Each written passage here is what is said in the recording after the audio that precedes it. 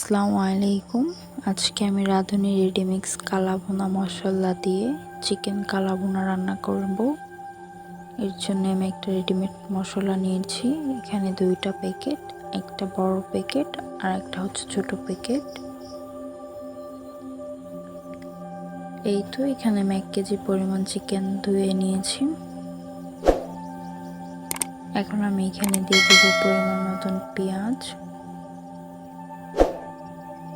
আর আমি 1 কেজি চিকেনের জন্য বড় প্যাকেট মশলার থেকে হাফ ব্যবহার করব। এখানে 2 কেজি মাংসের মশলা, এর জন্য আমি অর্ধেক ব্যবহার করব। মশলাটা দিয়ে আমি এখন দিয়ে দিব পরিমাণ মতন লবণ আর পরিমাণ মতন আদা রসুন বাটা। দিয়ে দিব 2 টেবিল চামচ পরিমাণ সস। এখানে চাইলে সয়া সসও ব্যবহার করা যাবে।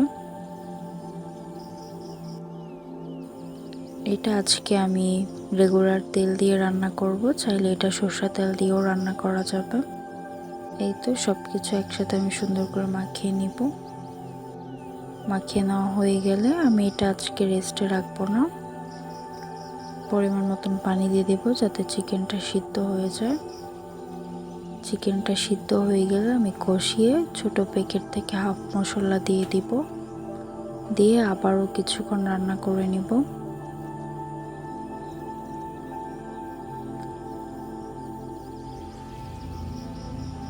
এখন আমি অন্য আরেকটা পাত্রে দিয়ে দিয়েছি পরিমাণ মতন তেল।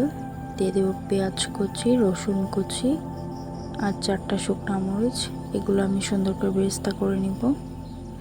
তারপর আমি চিকেনে দিয়ে সব কিছু মিশিয়ে আবারও 5 মিনিট রান্না করে নিব। তাহলেই ব্যাস রেডি।